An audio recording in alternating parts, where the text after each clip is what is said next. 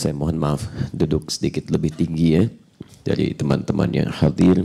Tidak bermaksud menunjukkan apapun kecuali hanya sebatas ingin mudah untuk terlihat saja. Boleh jadi Anda dipandang lebih mulia oleh Allah dibandingkan kami yang berada di sini. Bismillahirrahmanirrahim. Assalamualaikum warahmatullahi wabarakatuh. Alhamdulillahi rabbil alamin. Nahmadullaha kama 'allamana an nahmadah wa nashkuruhu syukran katsiran tayyiban mubarakan kama 'allamana an nashkurah. Fa huwa al-muqaddim wa huwa al-muakhir wa huwa 'ala kulli syai'in qadir. Allahumma salli wa sallim wa barik ala rasulihil karim an-nabiyil amin sayyidina Muhammadin wa ala alihi wa sahbihi wa ummatihi ila yaumiddin. Amarna rabbuna bil iqtida'i bi sunnatihi faqala qul in kuntum tuhibbuna allaha fattabi'uni yuhibbukumullahu wa yaghfir lakum dhunubakum. Fa ya ibadallah usi nafsi wa iyyakum bitaqwallahi faqad fazal muttaqun fala tamutunna illa wa antum muslimun. Faqala ta'ala mudhakkiran lana jami'an ya ayyuhalladzina amanu taqullaha haqqa tuqatih wa la tamutunna illa wa antum muslimun. Saudara-saudariku dan Mirza Akhyar TV dimanapun Anda berada, alhamdulillah sangat kita bersyukur pada Allah Subhanahu wa Ta'ala atas segala nikmat yang Allah karuniakan pada kita sampai dengan subuh ini. Di antara nikmat terbaik pertama adalah nikmat kehidupan. Karena sementara sebagian dari saudara-saudari kita barangkali sudah lebih dulu kembali kepada Allah Subhanahu wa Ta'ala. Boleh jadi kita berprasangka baik kepada Allah bahwa di antara hamba-hamba itu ada yang sudah dipandang cukup amalannya, baik ibadahnya, dan sangat minim dosa kesalahannya. Bahkan boleh jadi sudah diampuni oleh Allah Subhanahu wa Ta'ala. Kita ini hamba-hamba yang fakir pada ampunan, hamba yang fakir kepada anugerah Allah dan rahmatnya, masih diberikan kesempatan hidup agar mampu mencari bekal-bekal terbaik menyayangi saudara-saudari kita, juga bisa beristighfar dari dosa-dosa yang telah kita lakukan. Semoga hidup ini bisa kita manfaatkan dengan baik, dan semoga Allah jadikan hidup kita hari ini lebih baik daripada hidup-hidup yang sebelumnya, kesempatan yang telah kita lalui. Kedua, alhamdulillah kita diberi kesempatan untuk beriman kepada Allah Subhanahu wa Ta'ala. Ini tidak mudah untuk didapatkan. Karena itu syukuri nikmat iman ini, sekaligus kita juga mendoakan saudara-saudari kita yang belum barangkali merespon hidayah Allah. Saya tidak katakan mendapat hidayah, karena Allah itu sudah berikan hidayah. Persoalannya manusianya mau mengambil atau tidak. Ada hidayah lewat telinga, diperdengarkan nama Allah, diperdengarkan syahadat, diperdengarkan ibadah, diperdengarkan bahkan jalan-jalan kebahagiaan. Kurang apalagi 5 kali dalam sehari. Lafadznya tidak pernah berhenti dalam 24 jam. Setiap waktu tempatnya bergiliran. Bandung adzan, selesai Bandung adzan, pindah ke Padalarang, pindah ke Bekasi, pindah ke Jakarta. Terus berputar 24 jam tidak berhenti. Hanya lafaz adzan disebut dengan adzan. Ada yang mengatakan berasal dari kata udhun, artinya telinga. Jadi lafaz ini selama kita masih punya pendengaran, maka akan dijanjikan oleh Allah terdengar bagi setiap manusia yang masih punya pendengaran di telinganya. Itulah hidayah melalui pendengaran. Diperdengarkan lafaz Allah, Allahu Akbar, Allahu Akbar. Syahadat, setelah paham ada getaran dengan nama Allah, itu rumusnya di Quran surah ke-8 ayat kedua. Innamal mu'minuna alladzina idza dzukirallahu wajilat qulubuhum. Jadi kalau sudah ada iman, baik diperdengarkan nama Allah, ada getaran dalam jiwanya. Makanya ketika Anda mendengar kalimat adzan, kalau sudah ada iman itu, jiwa kita langsung merespon, bergejolak, mengatakan sudah adzan ya. Siap-siap, siap-siap. Bagi orang yang belum beriman, itu pun ada sentuhan nanti ke jiwanya, fitrahnya dalam dirinya bergerak. Karena lafaz itu sudah pernah diperdengarkan bahkan saat dalam kandungan usia 4 bulan. Itu yang disebutkan di Quran surah ke-7 ayat 172. Wa idh akhadha rabbuka min bani adama min zuhurihim dzurriyyatahum wa asyhadahum ala anfusihim alastu birabbikum alastu birabbikum. Bukankah aku adalah Rabbmu yang merawatmu, menciptakanmu, memberikan segala yang terbaik untukmu dan menganugerahkan segala keindahan untuk engkau nikmati. Aku memaafkan kesalahanmu, mengampuni segala dosamu dan menerima jika engkau mau kembali. Itulah Rabb dengan sifat rububiyahnya. Qalu bala syahidna, kami bersyahadat. Karena itu setelah mereka mengatakan kami bersyahadat, diingatkan lagi supaya enggak lupa kemudian hari. 5 kali diingatkan, asyhadu an la ilaha illallah. 5 kali dalam sehari itu. Karena itu kita berdoa kepada Allah, mudah-mudahan saudara-saudari kita yang lupa dengan syahadatnya bisa menyentuh kembali dalam kalbunya dan kembali menerima risalah Islam sebelum Allah mewafatkannya. Itulah yang terindah dibanding kita mencela, karena mencela tidak melahirkan solusi. Boleh jadi dia dititipkan sebagai tetangga Anda, teman Anda, kerabat Anda, karena memang hanya Anda yang bisa mendoakan dia. Bukan dimaksudkan hadir di samping Anda untuk menyibukkan diri mencelanya. Nah, maka teman-teman sekalian, itulah kebahagiaan tertinggi sebagai insan yang beriman, dan kita membuktikan iman itu dengan amal saleh. Iman tanpa amal saleh maka tidak cukup menghadirkan kita untuk mendapatkan surga yang kita rindukan. Syarat surga pertama dalam Al-Quran itu di Al-Baqarah ayat ke-25, ketika Allah memberikan kabar gembira menyandingkan iman dengan amal saleh. Wabashshiril ladzina amanu wa 'amilus shalihat. Syaratnya iman dan amal saleh. Anna lahum jannatin tajri min tahtihal anhar. Maka bagi orang yang telah cukup bekal amal salehnya, didasari dengan keimanan dalam dirinya yang menghunjam pada jiwanya. Ingat, menghunjam pada jiwa bukan cuma iman di lisan. Iman di lisan tidak dihitung oleh Allah sebagai manusia beriman yang sempurna. Dalilnya Quran surah ke-49 ayat yang ke-14. Qalatil a'rabu amanna. Ada banyak orang Arab Badui dulu mengatakan datang pada Nabi, kami beriman. Nabi terdiam, turun wahyu mengatakan, qul lam tu'minu. Katakan Muhammad, kalian belum beriman yang sesungguhnya, belum serius. Walakin qulu aslamna. Cukup katakan dulu kami baru masuk Islam. Karena syarat masuk Islam mengucapkan syahadat. Begitu diucapkan baru di lisan. Walamma yadkhulul imanu fi qulubikum. Tapi iman yang di lisan itu belum nyampe menghunjam pada jiwanya. Karena enggak tembus kepada jiwa, di jiwanya enggak ada dorongan kemudian rambatan-rambatan untuk beramal saleh pada seluruh anggota tubuhnya. Karena kalau sudah masuk ke dalam jiwa, prinsip semua anggota tubuh ini itu akan digerakkan oleh jiwa. Di jiwa kita masuk ke akal, ditembuskan ke mata, lihat.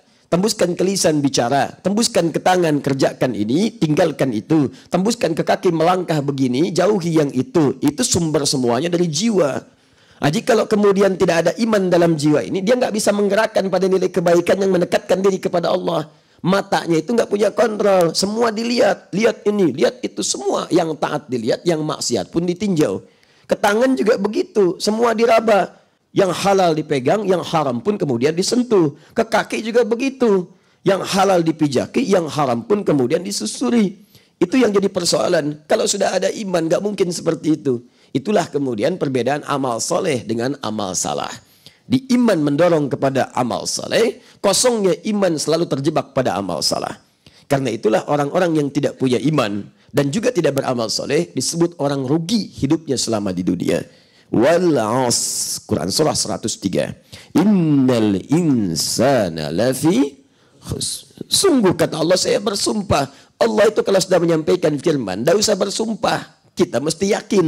Nah, kaidah tafsir mengatakan kalau Allah sudah bersumpah, artinya benar-benar serius dalam menyampaikan sesuatu yang bahkan kita sama sekali dicegah untuk ragu sedikit pun. Karena sudah bersumpah. Kita saja manusia bersumpah, orang-orang diminta percaya. Apalagi Allah yang bersumpah. Maka keterlaluan kalau kita nggak percaya. Ada manusia mengatakan sesuatu. Aku mencintaimu, kata suami pada istrinya. Ah, masa? Sungguh, aku bersumpah. Demi siapa? Demi Allah. Begitu bersumpah demi Allah, maka istrinya pun tidak ada keraguan dalam diriku. Sekarang Allah yang Anda sebut namanya untuk bersumpah, bersumpah. Walas, aku bersumpah demi waktu yang tak aku berikan kesempatan pada dirimu untuk beramal yang baik-baik mencari bekal selama hidup. Tapi sayang, innal insana, sungguh setiap manusia itu alif lamnya istighraq. Bukan ma'rifah, istighraq. Menunjuk pada semua jenis manusia. Besar, kecil, tua, muda, laki-laki, perempuan, kaya, cukup, kan? Dan seterusnya. Nah, teman-teman, la fi khus, lamnya taukid. Fi khus, saya kuatkan kata Allah, mereka berpotensi mengalami kerugian. Diberikan modal waktu 24 jam, tapi tidak bisa berniaga dengan waktunya sehingga melahirkan keuntungan. Kenapa rugi? Karena ada yang mengisi waktunya tanpa iman dan amal soleh. Dikeluarkanlah orang rugi ini dengan kata illa. Illanya nafi, setelahnya isbat. Illalladzina amanu wa amilus salihat. Karena itu berbahagialah kita subuh ini kita diberi kesempatan oleh Allah untuk membuktikan iman kita dengan beramal saleh, wujudnya salat subuh berjamaah. Kita bermohon pada Allah semoga salat kita diterima oleh Allah Subhanahu wa taala. Barusan saya berjumpa sebelum hadir di sini dengan sahabat-sahabat kita yang kalangan manusia menilai mereka kawan-kawan kita ini dengan tunanetra. Sebagian orang salah melihat, mengatakan ini punya keterbatasan. Tadi saya tegaskan pada kawan-kawan, antum punya kelebihan, bahkan dipuji dalam Al-Quran. Antum itu golongan yang ditutup pandangannya oleh Allah dari pandangan maksiat. Saya ini masih punya peluang untuk melihat apa-apa yang kemudian nampak. Antum ditutup oleh Allah untuk tidak melihat maksiat. Sehingga dengan itu peluang untuk mendekat kepada Allah itu lebih tinggi dengan menggerakkan mata hatinya. Itulah yang paling indah sehingga datang pujian kepada antum itu lewat datuk antum yang datang kepada Nabi bernama sahabat Abdullah bin Abi Umi Maktum. Ketika datang kepada Nabi untuk mendapatkan pencerahan dengan segenap iman yang menghunjam pada bata batinnya. Sampai datang kemudian turun surah Abasa itu. Disebut Abasa wa tawalla an ja'ahul a'ma. Antum disebut, saya tidak. Ketika Allah muliakan antum, maka muliakanlah diri antum untuk mendekat kepada Allah Subhanahu wa taala. Antum dianggap mulia oleh Allah. Kenapa antum tidak memuliakan zat yang memuliakan antum di situ?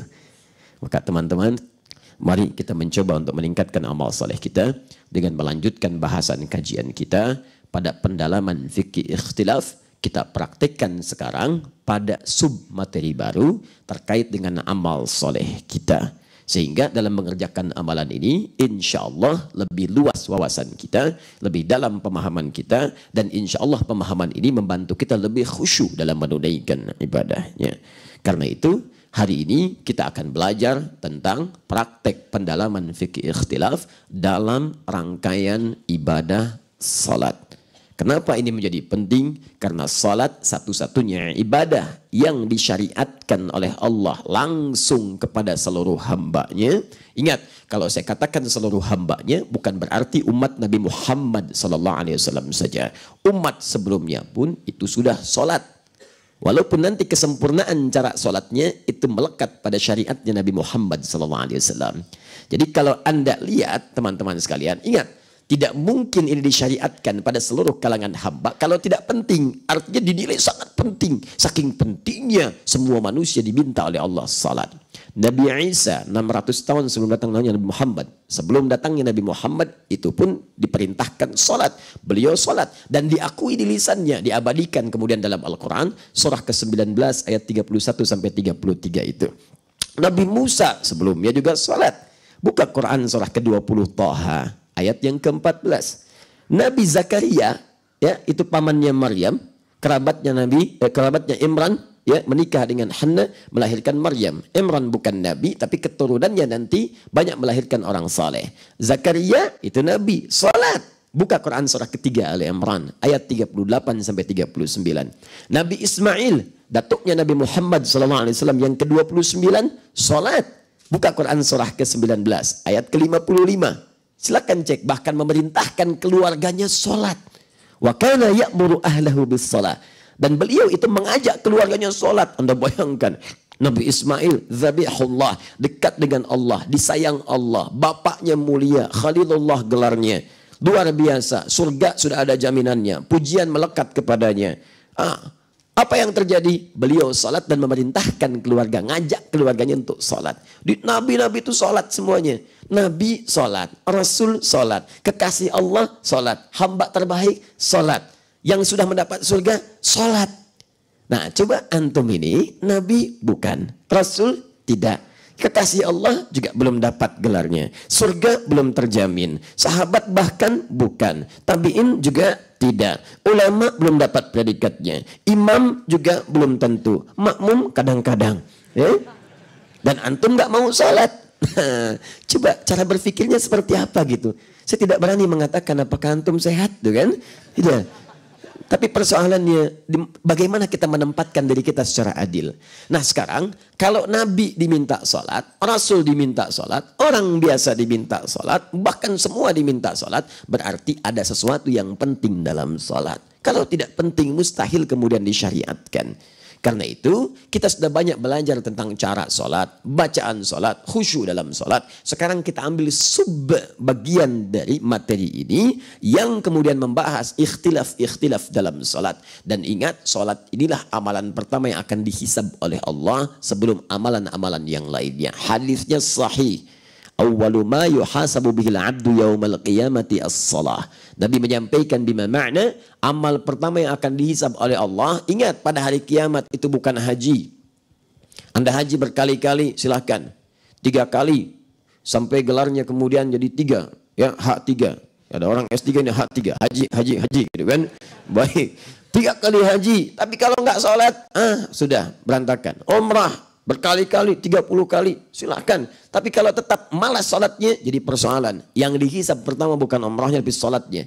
Awas, idza salahat, kalau bagus ini sholatnya, maka akan berdampak baik pada seluruh amalan-amalan yang lainnya. Kalau tidak, maka punya masalah kemudian di amal-amal lainnya. Baik, sekarang kita bahas inti dari materi yang kita akan diskusikan pada kesempatan subuh kali ini. Dan semoga Allah membimbing kita sehingga mudah untuk disampaikan, mudah untuk diterima, mudah untuk dipahami, dan mudah untuk diamalkan dalam kehidupan sehari-hari kita. Saya cukupkan sampai di sini, teman-teman sekalian, muqaddimahnya. Ya, kita mulai bahasannya. Bismillah. Kelihatan? Bagus. Alhamdulillah, sehat. Fikih ikhtilaf, rangkaian fikih ikhtilaf dalam pembahasan salat. Sebelum kita ke sini, saya ingin tegaskan dulu poin yang ini. Saya bulati sebentar ya. Perhatikan di sini, ini kaidah dasar nih. Kalau nggak paham kaidah dasarnya, ini banyak kelirunya di sini. Saya ulang, kalau tidak mengerti, ya rahmatullah, kalau tidak mengerti kaidah dasarnya, tidak paham ini seringkali banyak yang keliru di sini. Ya, sehingga nanti yang paling fatal adalah memunculkan kesimpulan-kesimpulan yang keliru, bahkan bikin kaidah-kaidah baru yang ulama-ulama dulu pun tidak pernah kemudian merumuskannya. Anda bayangkan, ulama aja yang disebut pewaris Nabi tidak mengetahui kaidah itu. Ini yang bukan ulama bikin kaidah baru. Anda bayangkan puluhan tahun Asy-Syafi'i, Muhammad bin Idris Asy-Syafi'i mendalami bahasa Arab selama 40 tahun. Imam Al-Bukhari nulis Sahih Al-Bukhari 16 tahun. Dan itu pendalamannya luar biasa. Belum menemukan kaidah ini. Ini yang baru belajar 16 hari, 40 hari sudah bikin kaidah baru. Dan itu mengagetkan banyak kalangan. Nanti kita lihat ke sini. Kaidah yang pertama disebut ikhtilaf itu, ingat, karena terjadi perbedaan pandangan, perbedaan pendapat dalam menyikapi keterangan-keterangan atau tuntunan-tuntunan beribadah yang diberikan petunjuknya oleh Nabi. Perhatikan, perbedaan pandangan. Alhamdulillah. Pandangan di sini pendapat, bukan mandang satu ke sini satu ke sana, bukan. Ya? Nah, jadi perbedaan pendapat, pandangan dalam menyikapi sikap. Kalau sudah sikap berarti perbuatan, mengerjakan satu amalan. Ya, dalam menyikapi satu tuntunan dalam ibadah pada umumnya, yang petunjuk-petunjuknya diberikan oleh Nabi Sallallahu Alaihi Wasallam. Jadi Nabi memberikan petunjuk-petunjuk amalan satu ibadah di kondisi pertama. Nah, cuma ketika beliau tunjukkan itu dengan cara-cara yang beragam, dalil-dalilnya tidak satu, contoh-contohnya beragam. Kalau cuma satu jelas sudah nggak ada ikhtilaf. Makanya kalau sudah kemudian satu contoh, satu dalil, tidak usah berbeda pendapat. Ya, itu nggak ada kerjaan. Ya, karena satu diberikan, karena semua diyakini oleh Nabi sesuai petunjuk Allah, semua bisa mengerjakan hal yang sama. Begitu kemudian Anda bertakbir mengucapkan Allahu Akbar, satu dalil, satu contoh. Makanya ulama nggak ada ikhtilaf dan Anda nggak usah kreatif. Tiba-tiba Anda ngarang Allahur Rahman, ke Allahur Rahman, ada ikhtilaf di kalangan ulama. Tidak ada, Anda yang ngarang di situ.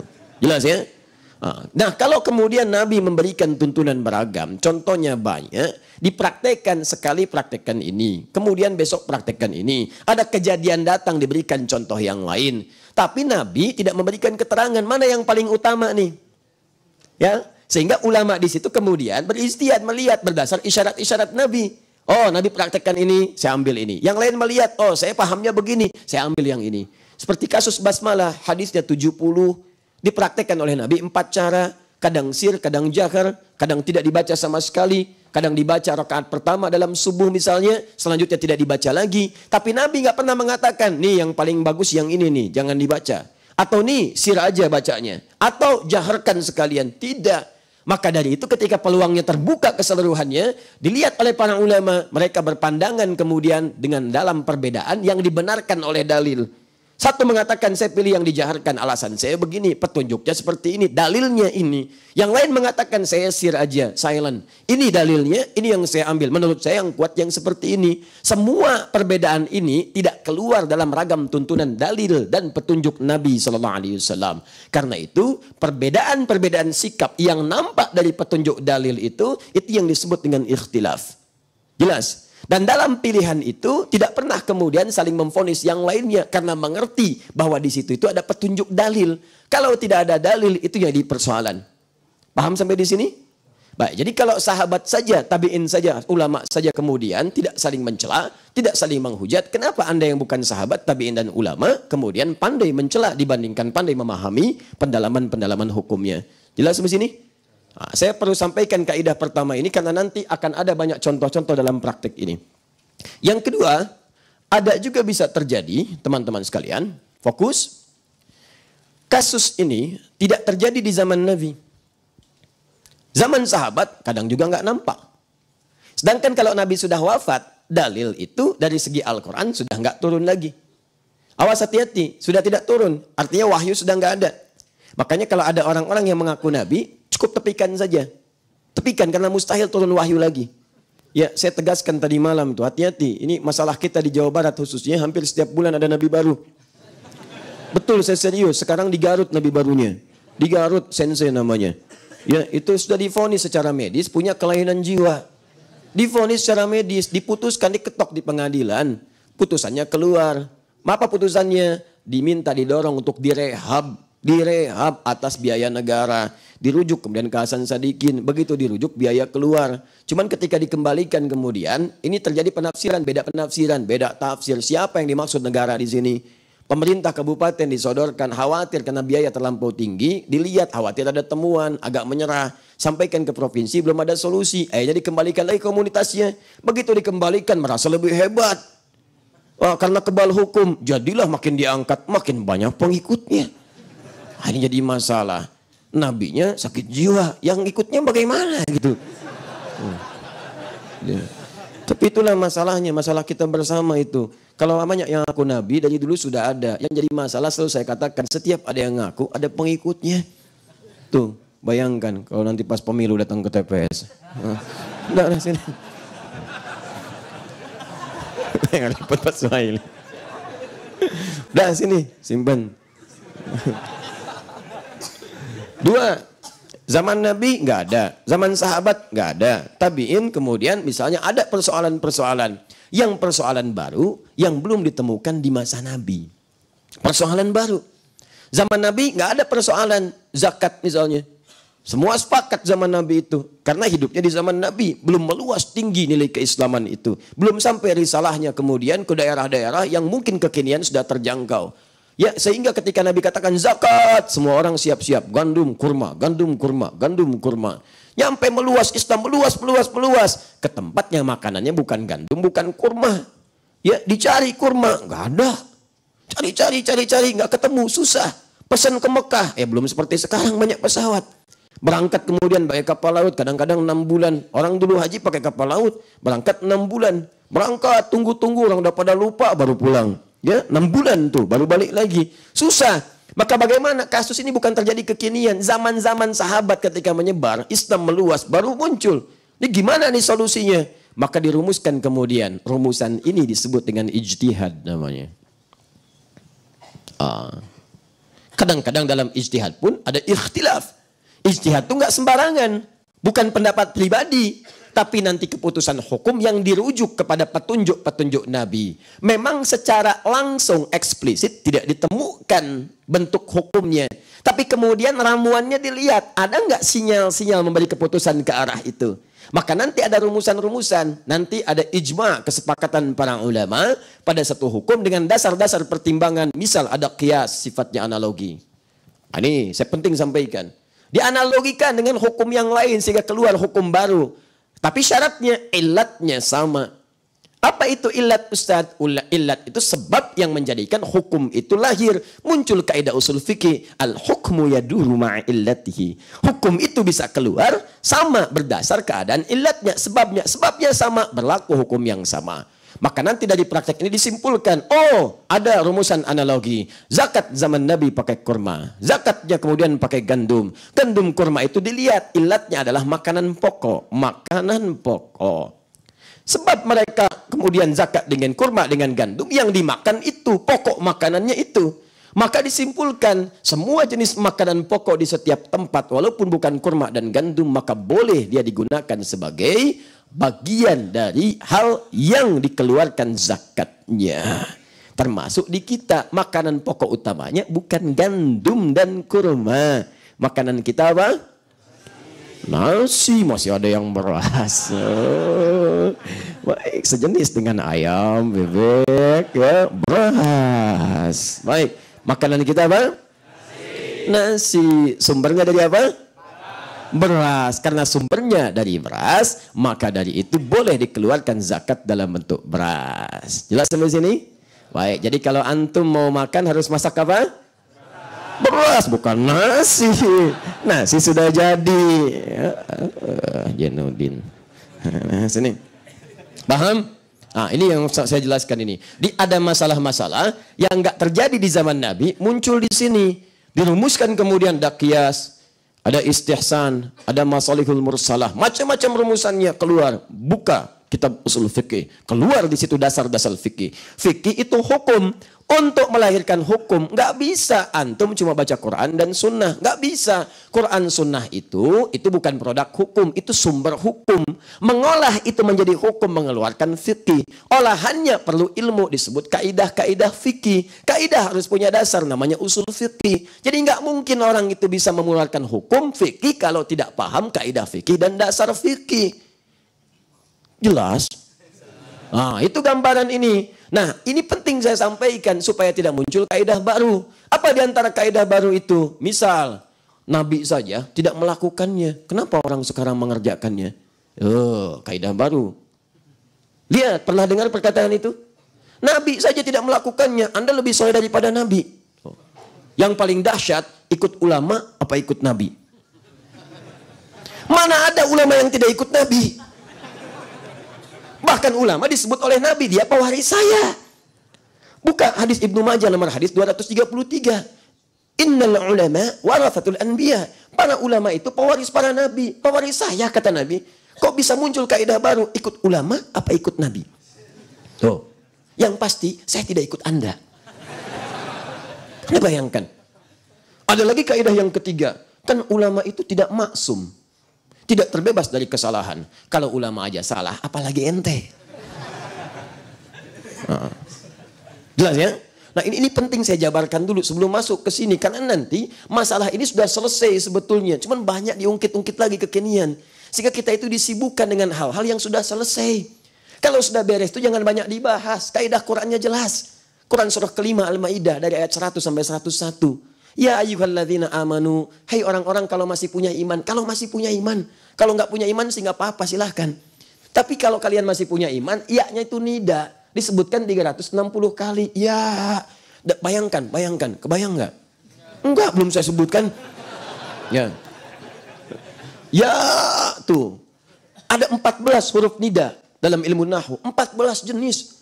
A, aya, tuh. Ayat tuh bahasa Arab tuh, huruf nida.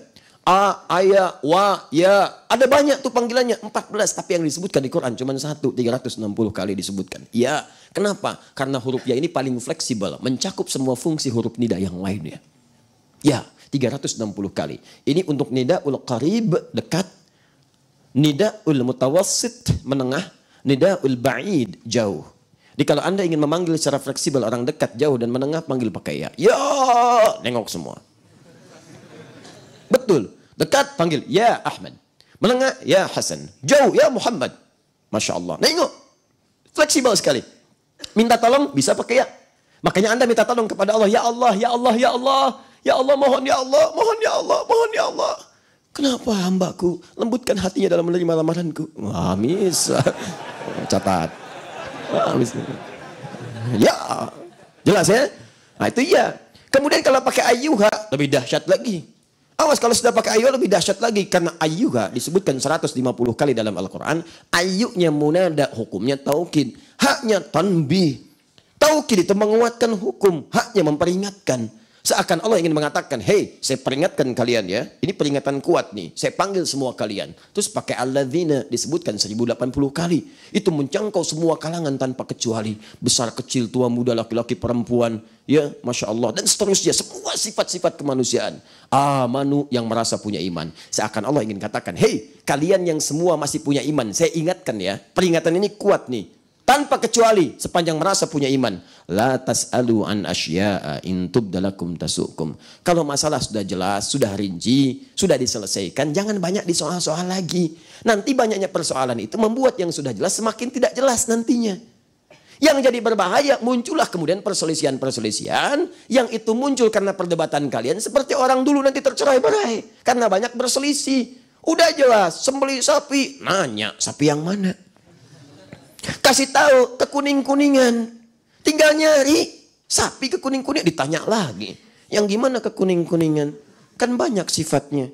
Apakah yang seperti di sungai ataukah kemudian yang seperti banyak tuh. Cari. Kasih tahu akhirnya jadi susah. Yang tidak pernah dipakai untuk membajak sawah, yang tidak ada cacatnya dicari hampir-hampir nggak ketemu tuh. Jadi kalau banyak kemudian banyak di soal yang sudah jelas, kaidahnya nanti mengatakan akan semakin tidak jelas. Terpecahlah seperti orang-orang dulu itu terpecah. Karena itu kemudian teman-teman sekalian, turun perangkat. Kalau penjelasan ini sudah jelas, maka kita coba uraikan kejelasan itu sehingga kita akan mencegah pintu-pintu persoalan di masa-masa kekinian. Kenapa ini penting ditampilkan, dibahas? Karena sekarang banyak orang membahas sesuatu yang sudah selesai pembahasannya di masa lalu. Kita tegaskan supaya tidak diungkit kembali. Paham sampai sini? Baik. Yuk, kalau sudah paham kaidah ini, mari kita mulai kemudian satu-satu dalam rangkaian fikih salat. Apa yang kita bisa uraikan dan kemudian kita perjelas dalam pertemuan kali ini. Bismillah. Dari semalam datang, nerangkan, nulis, ngapus, luar biasa. Jamaah itu tinggal jelas. Jelas saya ngapus, jelas. Tenang aja Pak.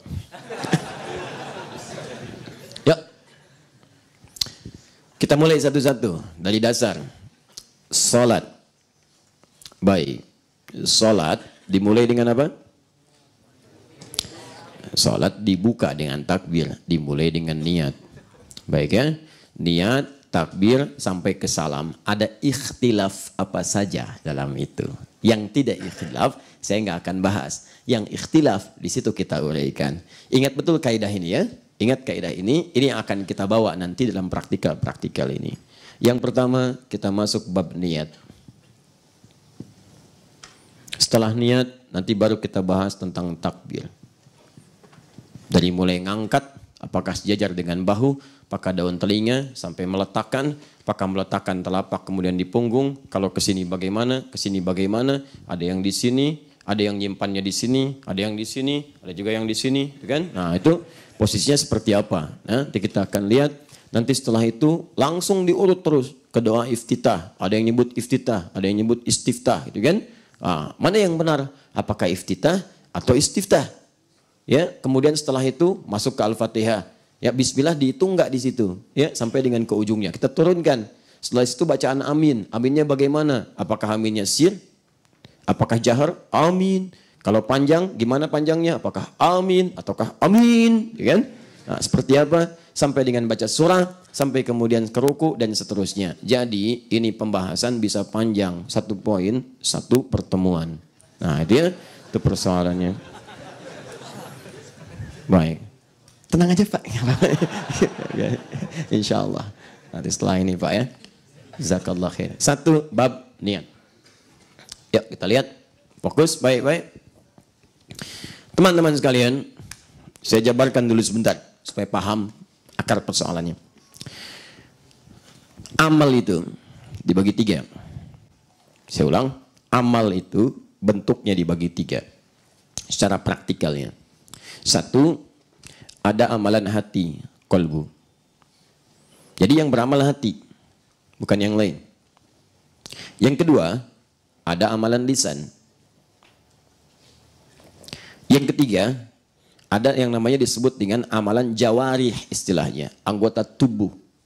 Ya, yang anggota tubuh ini tidak bisa kemudian melakukan amalan hati, juga tidak bisa melakukan amalan lisan. Apa amalan lisan? Berkata-kata, bertalafud, ya, mengungkapkan kalimat. Tangan ini nggak bisa bicara, bisanya memberi isyarat yang kemudian ditafsirkan sebagai bagian dari makna. Maka ini amalan disebut dengan amalan anggota tubuh, jawarih namanya.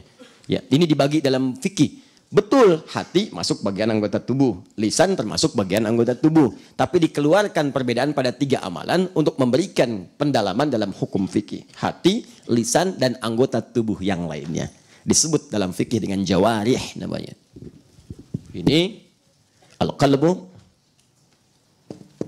ini al-lisan, kemudian yang ini al-jawarih, anggota tubuh yang lain selain qalbu dan lisan. Ini pendahuluannya dulu. Amalan hati itu umumnya 1. Apa itu? Niat. Niat. Niat. Nilai-nilai yang menyertainya banyak. Ada nilainya yang dibenarkan saleh, ada yang kemudian dipersalahkan, fasid, rusak, sayyi, buruk. Yang saleh misal keikhlasan, itu nilai yang menyertai ke dalam hati kita. Apakah niatnya karena Allah? Kalau karena Allah disebut dengan ikhlas. Atau rusak, fasid, sayyi, buruk, niatnya bukan karena Allah, karena yang lain disebut dengan riya. Awas, ada orang sholat karena Allah. Betul, ikhlas sifatnya nanti dinamakan ibadahnya dengan ihsan. An ta'budallaha ka'annaka tarahu fa illam takun tarahu fa innahu yarak. Hadis Muslim nomor hadis yang ke-8. Tapi jadi persoalan kalau sholatnya dilakukan bukan karena Allah, karena pengen dilihat orang lain. Ini yang bahaya. Fawailul lil musallin, celaka, bahkan celaka kata Allah orang sholat. Yang sholat aja celaka, apalagi yang enggak sholat. Alladzina hum an salatihim sahun, lalai dalam salatnya. Kenapa dia lalai? Alladzina hum yuraun, karena ada masalah dalam amalan hatinya. Kalau amalan luarnya nggak kelihatan masalah, kelihatannya salat, bahkan nampak seperti orang khusyuk. Masya Allah. Ustaz Muzammil ngimami, nangis, makmum ikut nangis, dia juga nangis. Yang lain nangis karena khusyuk, yang ini pengen kelihatan nangis. Memang dia aja yang bisa nangis, saya juga bisa. Nah, itu riya namanya. Nah, itu jadi persoalan. Itu amalan hati gambarannya. Jadi amalan khususnya adalah niat, sifat-sifat yang melekat kepadanya banyak nantinya. Ada ikhlas, ada turunan lain, ada tawadhu, ada macam-macam. Nanti sikap menerjemahkan. Yang kedua, lisan itu amalannya juga 1. Talaffudz, melafadzkan, ya, menyampaikan, mengungkapkan segala hal yang kemudian dirasakan oleh hati. Perasaan-perasaan kita yang kemudian diresponkan, ditembuskan ke akal kita untuk diungkapkan ini. Misal hati kita menembuskan kepada pikiran, saya ingin ngaji. Ditanya oleh orang, keluar kalimat di lisan, katakan, saya akan mengaji. Saya ingin makan, katakan, saya pengen makan. Saya ingin sholat, katakan, saya ingin sholat. Mau kemana Kang? Cepat, sekian detik keluar langsung. Saya ingin ke kantor. Saya ingin pergi ke sini, saya ingin pergi ke sana. Cepat sekali. Nah, nanti kemudian dari lisan itu semua dipraktekkan oleh jawarih, oleh anggota tubuh. Kakinya melangkah, tangannya bergerak-gerak. Ada yang langkahnya kemudian tangannya begini. Ada yang tangannya masuk saku. Ada yang tangannya sambil jalan ke belakang. Ada yang macam-macam. Itu jawarih namanya.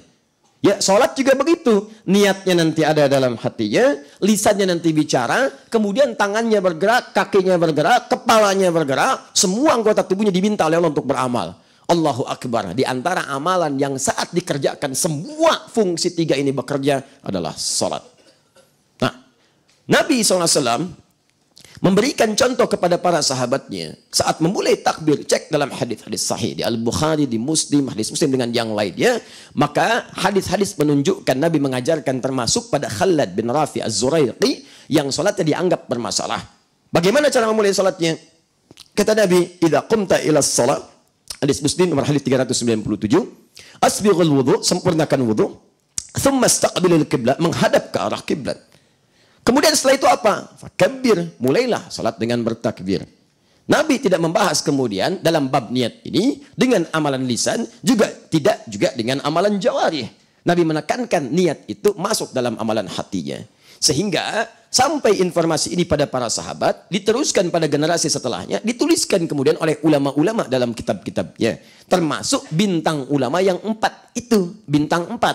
Siapa mereka? Imam Abu Hanifah, ya, An-Nu'man yang wafat tahun 150 Hijrah, Imam Malik kemudian yang lahir tahun 93-94 Hijrah, Imam Muhammad bin Idris Asy-Syafi'i yang lahir saat Imam Abu Hanifah di tahun yang sama wafat 150 Hijrah, juga Imam Ahmad bin Hanbal yang lahir tahun 163 Hijrah. Imam Asy-Syafi'i menuliskan dalam kitabnya An-Niyatu, menyimpulkan mahalluha fil qalbi muqtarinan bitakbir. An-niyatu, niat itu mahalluha, tempatnya di dalam qalbun, hati, qalbun nih. Muqtarinan itu diamalkan kemudian bitakbir, ma'at takbir, dengan takbir. Jadi begitu lisannya mengucapkan fayaqulu Allahu Akbar, lisannya mengucapkan Allahu Akbar, amalan lisan, maka kata Imam Asy-Syafi'i baru kemudian hatinya menyertai itu dengan niatnya. Bagaimana menyertakannya? Amalan hati, di hati. Silakan sampaikan dalam hati. Misal, usalli fardhu subhi rak'ataini, kan? Misal imaman lillahi ta'ala atau makmuman lillahi ta'ala. Jadi begitu lisannya mengucapkan Allahu Akbar, hatinya menyertai. Ya Allah, saya niat salat subuh 2 rakaat sebagai makmum. Nah, itu amalan hati namanya. Jelas sampai sini? Qalbun. Allahu Akbar, salli fardhu subhi rak'ataini imaman lillahi ta'ala wastaqbilal qiblah. Allahu Akbar, ya Allah saya niat salat subuh 2 rakaat menghadap kiblat sebagai makmum. Allahu Akbar, dugus tiap menghadap kiblat pada salat subuh 2 rakaat ya Allah sebagai makmum. Nah, silakan, tidak ada batas. Mau bahasa Arab, mau bahasa Sunda, mau bahasa Jepang, kalau bisa silakan. Mau bahasa Cina, mau bahasa Padang dan sebagainya. Amalan hati tidak dibatasi dengan ketentuan-ketentuan bahasa tertentu. Jelas sampai sini? Ah, ini kaidah pertama. Berjalan, tidak banyak masalah ditemukan. Masalah mulai muncul kemudian di masa-masa setelah era sahabat. Muncul kemudian di masa-masa setelah itu tabi'in, tabi'in, ada seorang mengadu kepada beberapa kalangan ulama. Apa pengaduannya? Dia kesulitan dalam memulai sholat karena banyaknya gangguan. Susah. Pakai rumus ta'awud. A'udzubillahi minasyaitonirrajim. Setannya sudah nggak mampu. Kebal. Begitu a'udzubillahi minasyaitonirrajim, sama kayak yang tadi kata setan. Nah, ini persoalan biasanya kalau yang seperti ini, awas hati-hati. Kalau lisan kita sudah tidak memberikan bekas dalam kata-katanya, berarti ada sesuatu yang salah dalam keadaan hatinya. Karena orang yang hatinya bersih itu saat mengucapkan sesuatu, itu Masya Allah, sudah menghunjam ke dalam jiwa. Sampai ke hati. Jadi nggak banyak dicerna lagi. Ada ulama besar, Syekh Abdul Qadir Jailani, itu di antara ulama besar. Al-Hasan Al-Basri di antara ulama besar yang punya kemiripan. Itu kalau ceramah, saking bersihnya hati mereka, kalau ceramah itu baru mengucapkan sedikit kalimat itu orang udah pada nangis gitu. Ya, bahkan Al-Hasan Al-Basri itu saking merasakannya apa yang disampaikan, itu diungkapkan oleh sebagian kalangan kawan-kawan yang sampai riwayatnya kekinian 5 menit sekali bisa pingsan kalau ceramah. Saking merasakannya apa yang kemudian disampaikan. Saudara-saudariku, bertakwalah kepada Allah. Dirasakan, aduh saya ini udah takwa belum? Jangan-jangan saya bilang takwa, saya pun belum takwa. Nangis, pingsan. Bangun lagi. Oh, gak kebayang kalau saya begitu. 5 menit sekali pingsan, 5 menit sekali pingsan. Bingung panitia? Ya? Baik. Nah, anaknya, anak Syekh Abdul Qadir Al-Jailani itu mengatakan, ini bapak saya kok baru sedikit-sedikit orang-orang nangis. Ya, sementara belum bicara Quran hadis. Mungkin kalau saya kemudian bicara, nyampaikan Quran hadis dengan lebih jelas, maka akan lebih banyak mereka tersentuh dengan itu. Maka tiba-tiba sebelum ceramah dimulai, kata bapaknya, hari ini yang akan menyampaikan materi adalah adinda kita semua. Dipanggil menyampaikan. Ya, qala Allah Ta'ala begini, qala Rasulullah SAW, banyak hadis. Orang-orang gak ada yang nangis. Padahal udah banyak disampaikan. Tapi gak ada kemudian yang menangis dari situ, bingung. Begitu sudah selesai, bapaknya naik, baru menyampaikan kalimat.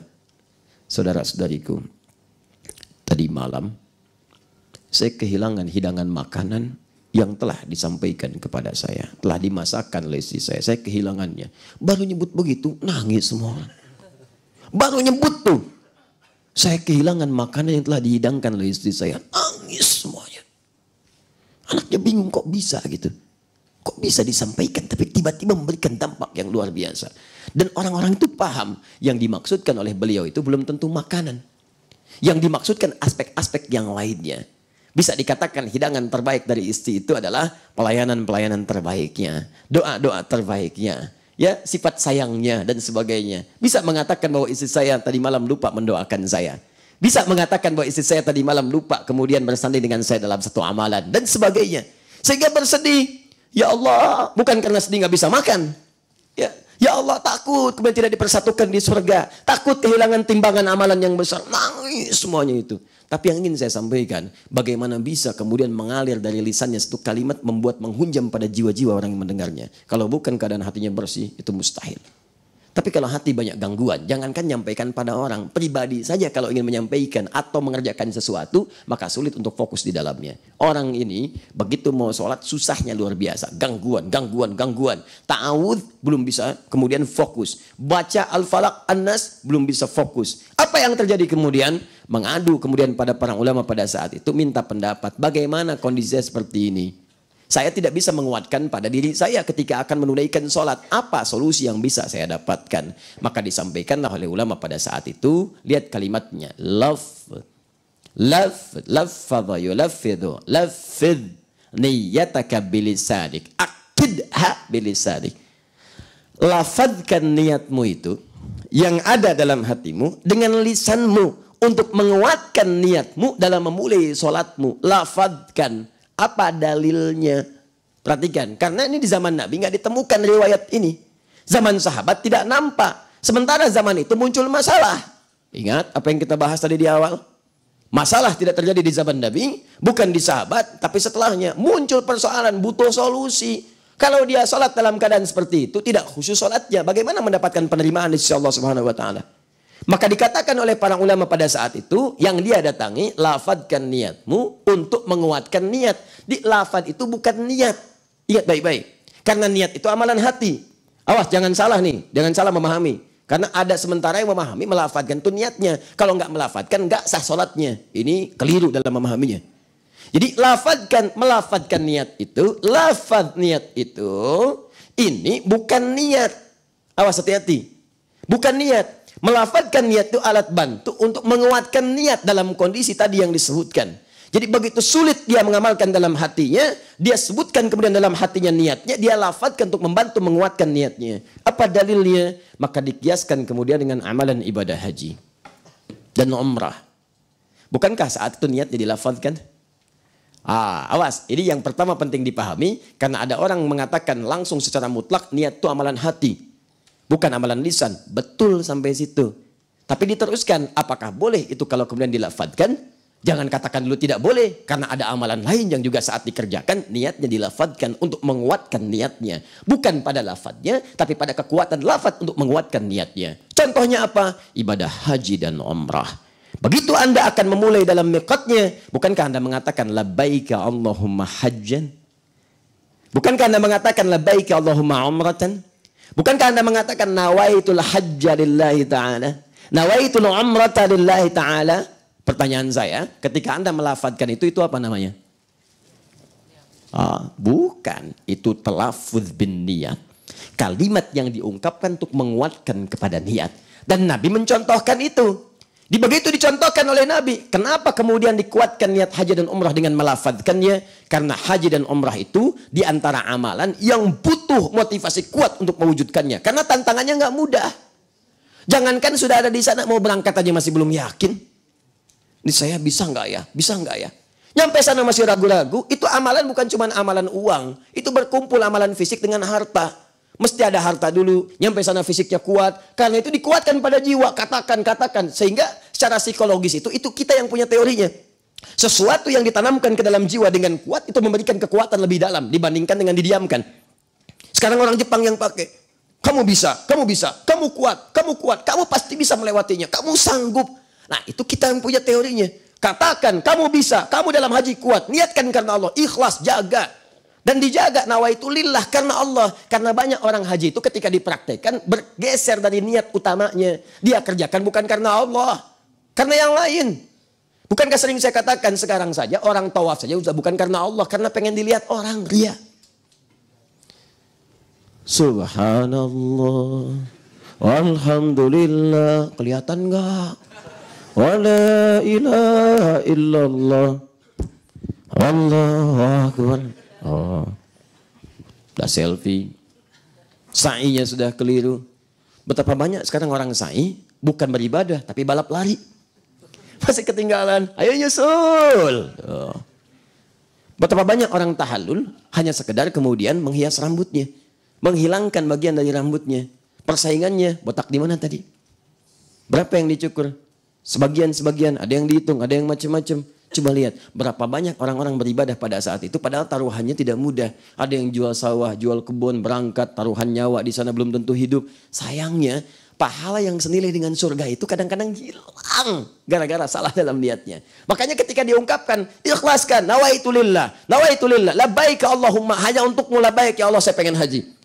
Saya umrah hanya untukmu ya Allah, bukan pada yang lain. Dilafadzkan itu untuk menguatkan niat dalam dirinya. Hadisnya ada dan itu sahih. Maka dijawablah oleh para ulama pada saat itu memberikan ini gambaran yang kedua dari nilai ijtihad, memberikan bentuk produk hukum pada orang itu dalam situasi yang beliau alami pada saat itu. Apa metodologi yang dipakai? Kias. Apa ilatnya? Disamakan dengan kondisi pada saat haji dan umrah yang membutuhkan motivasi yang kuat. Apakah sah secara pandangan hukum? Sah. Apa padanannya? Zakat. Apa padanannya? Banyak teori-teori yang lainnya. Nah, kita turunkan pada kesempatan kali ini. Ulama mana yang sepakat dengan ini? Ada. Siapa di antaranya? Hanafiyah. Siapa lagi? Syafi'iyah. Asy-Syafi'iyah. Siapa lagi? Atba' Ahmad. Ya. Atba' Ahmad.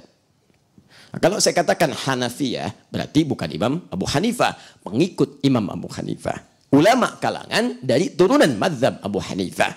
Syafi'iyah, bukan Imam Syafi'iyah, tapi pengikut murid-murid Imam Asy-Syafi'i yang hidup zamannya setelah Imam Asy-Syafi'i. Ini artinya kejadian itu tidak muncul di masa Imam Abu Hanifah, bukan di masa Imam Asy-Syafi'i, bukan di masa Imam Ahmad. Kejadiannya setelahnya. Ulama-ulama setelah itu kemudian memberikan fatwa. Fatwanya dirujuk dengan kaidah-kaidah yang telah ada sebelumnya. Jelas sampai sini? Halo? Paham? Nah, ini yang disampaikan. Jadi saya mau tanya begini, yang berpendapat niat itu dilafadzkan untuk menguatkan, saya tanya, ulama apa orang biasa? Ulama. Paham Quran tidak? Paham hadis tidak? Ngerti hukum tidak? Terus Anda menyebut mereka bid'ah? Terus Anda siapa? Ya kan? Baik, jadi saya ingin katakan jangan cepat dulu memvonis sesuatu sebelum kita paham dasarnya. Ini belum selesai, belum pada kesimpulan. Awas hati-hati, belum pada kesimpulan. Teruskan dulu. Ketika ini kemudian disampaikan, apakah ada ulama lain yang kemudian sepakat? Ada. Satu didatangi, beberapa sepakat. Ada yang tidak sepakat? Ada. Siapa di antara yang tidak sepakat? Satu, kalangan Malikiyah. Malikiyah. Dua, sebagian dari kalangan Atba' Ahmad. Pengikut Imam Ahmad juga sebagian, tidak semua sepakat dengan pendapat ini. Ada yang tidak sepakat. Ya, dan kita harus hargai juga yang tidak sepakat. Kita lihat dulu. Jangan lantas Anda ngambil yang sepakatnya saja. Sepakat, ini ulama. Woi, yang ini juga ulama. Ingat baik-baik, ini juga ulama. Jangan karena Anda ikut ulama Anda, kemudian Anda menafikan pendapat ulama yang lain. Ingat, kalau Anda sudah fokus pada satu pendapat, dan Anda mempertahankannya dengan kemudian menepikan yang lain, apalagi mencela yang lain, maka Anda, maaf, bukan sekedar saja Anda taklid pada satu, tapi sudah ta'assub, fanatik dengan satu hal.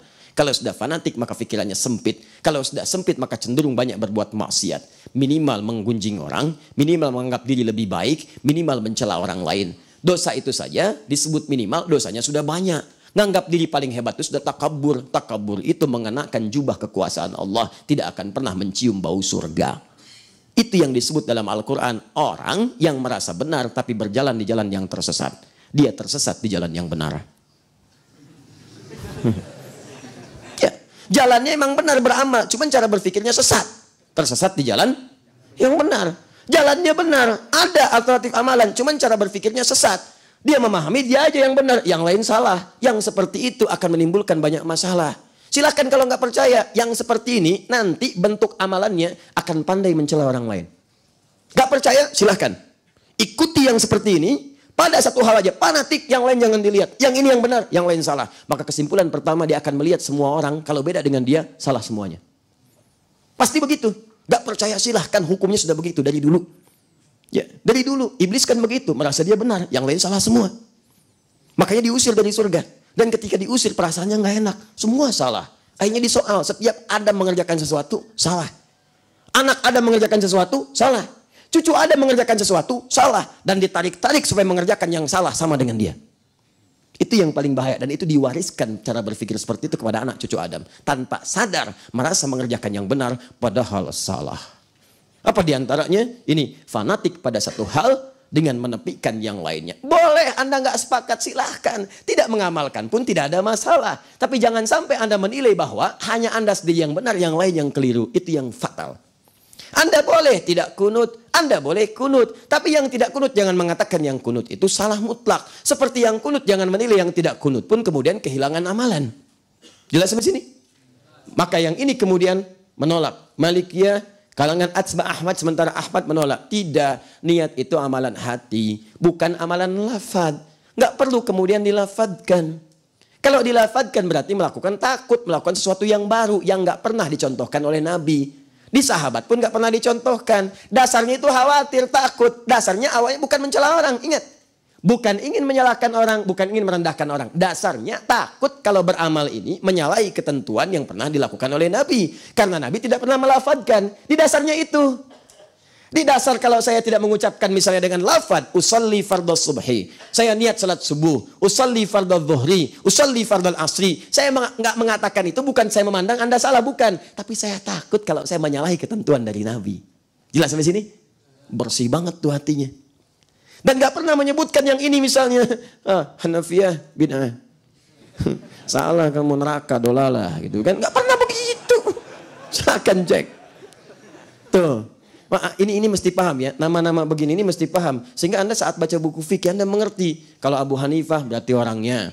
Ya kalau Ahnaf pengikutnya. Hanafiyah ini yang ikut sifat-sifat setelahnya. Golongan setelahnya ikut kepada pendahulunya. Mesti paham. Nanti rumus-rumus itu kalau nggak paham begini Anda bisa salah menilai nanti. Abu Hanifah aja berpendapat, bukan Abu Hanifah. Mesti paham tuh. Ini banyak orang yang tidak mengerti kaidah-kaidah. Mu'i rumusan nama, mu'a rumusan pemberian. Mu'i contoh terapkan ikhlas, itu sifatnya. Orang ikhlas berusaha ikhlas, rumusnya mu'i mukhlis. Kalau diberikan keikhlasan berubah mukhlas. Tuh, mukhlas itu yang dikasih sifat ikhlas. Orang yang berusaha ikhlas disebut mukhlis. Wa ma umiru liya'budullaha mukhlisin. Allah katakan, kamu saya perintahkan ibadah. Berusahalah untuk ikhlas, berusaha. Karena Allah tahu tidak semua orang yang sholat itu sudah punya sifat ikhlas. Tapi berusahalah ikhlas. Zakat berusaha ikhlas, infak berusaha ikhlas. Cara terbaik berusaha ikhlas, jangan katakan saya ikhlas. Itu cara terbaiknya. Ya, nggak apa-apa Pak, saya ikhlas. Udah itu tanda pertama kata Imam Al-Ghazali belum ikhlas. Kalau sudah mendapatkan keikhlasan berubah nama dari mukhlis jadi mukhlas, itu yang sulit disentuh oleh setan. Iblis pun nyerah. Jadi kalau Anda ingin membuat iblis nyerah, jangan katakan angkat tangan. Ya, berusahalah untuk ikhlas. Maka Anda menjadi mukhlas. Kalau sudah mukhlas dibuat benteng sekitaran tubuh kita sehingga iblis tidak bisa menggoda. Depan, belakang, kanan, kiri silakan aja. Nggak bisa tembus benteng. Dalam bahasa Arab disebut dengan hijr. Turun Quran surah ke-15 Al-Hijr ayat ke-40. Di lisan iblis sendiri mengatakan illa ibadaka minhumul mukhlasin. Bukan mukhlisin, mukhlas. Tuh, nama itu mesti tahu. Kadang-kadang juga nama sendiri pun nggak paham. Coba antum. Saya sering tanya nama siapa? Gini, Fulan, Ustadz Fulan. Apa artinya?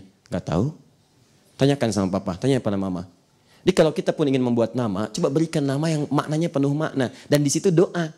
Kenapa Maryam diberi nama dengan Maryam? Ada harapan di orang tuanya. Bahwa perempuan ini akan dekat dengan Allah. Terjaga dari maksiat. Bertambah wawasannya. Semua makna terkumpul dalam nama Maryam. Bikin. Saya pengen anak saya dekat dengan Al-Quran. Maka berikan nama. Anak terpuji yang dekat dengan Quran. Muhammad sahibul Quran. Muhammad hamilul Quran. Sesuai dengan namanya. Perhiasan agama yang berpaling dari segala hal. Perhiasan Zain, agama ad-din. Zainuddin, berpaling dari segala hal. Ngaciro. Misal, contoh. Jangan bahas yang lain. Saya menafsirkan. Tafsiran nama. Betul, nggak ada yang salah. Perhiasan agama yang berpaling dari segala hal. Zainuddin, ngaciro. Ya? Apa yang salah? Misal.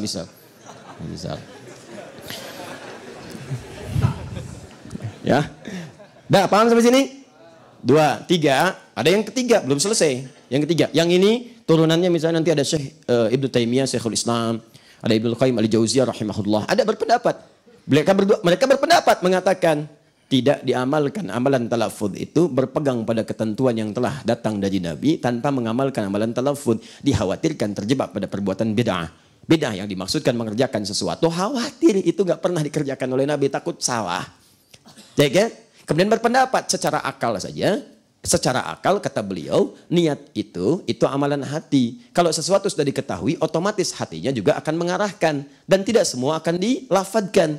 Diberikan contoh, bukankah saya akan makan, hatinya akan mendorong, makan. Dan lafad kemudian tidak mengikutinya. Tidak ada orang makan mengatakan saya pengen makan. Berniat dengan tahu 1, tempe 2, kemudian tambah dengan ayam. Misal, plus dengan sambalnya. Muncullah keluar rumusan. Afdalud dahri bi faisil laili. Kucipa wa kulifa wa ubina hatta karusa udanguhu. Faidha bukhila faduliba unuku tamarat hatta utiha. Rawahu syaikhan.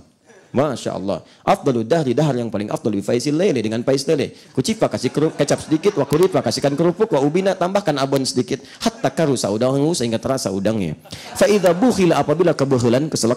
Faduriba unukuhu pukul punduknya tamarat 3 kali hatta utiha sampai utah muntah. Rawahu syaikhan diriwayatkan oleh 2 orang sepuh, orang Jawa dengan orang Sunda. Kolaborasi bikin rumusan makan yang enak. Hadis maudhu'. Jelas sampai sini? Jadi seperti itu. Ini punya dalil. Yang ketiga, golongan dari Malikiyah lagi. Jadi kalau ini Atba Ahmad untuk membedakan dengan Ahmadiyah. Atba Ahmad punya pendapat, ini punya pendapat, di sini pun Malikiyah ada pendapat lagi. Malikiyah yang lain, ini menengahi, ambil yang tengah-tengah. Seperti Imam Ahmad pernah mengambil yang tengah-tengah dalam kasus basmalah. Asy-Syafi'i gurunya jahar. Bismillahirrahmanirrahim. Gurunya Imam Syafi'i, Imam Malik, enggak dibaca, hadzaf. Alhamdulillahi Rabbil Alamin. Imam Ahmad mengukur. Ini Imam Syafi'i guru saya hormati. Imam Malik gurunya guru saya hormati. Dengan penghormatan itu, saya tidak ingin miring pada salah satunya. Sehingga tidak kemudian melahirkan hal-hal yang tidak nyaman pada keduanya. Maka saya pilih aja yang tengah-tengah. Saya silent aja. Sirat. Bismillahirrahmanirrahim. Alhamdulillahi Rabbil Alamin. Hadisnya ini, dalilnya ini, turunannya ini. Maka pilih tengah-tengah. Ada sebagian dari Malikiyah yang kemudian menolak yang ini, sebagian condong pada yang tengah-tengah. Apa yang tengah-tengah itu? Yang utama itu tidak dilafazkan. Yang utama di hati. Kecuali ada kasus, ini menurut saya bagus pendapat ini.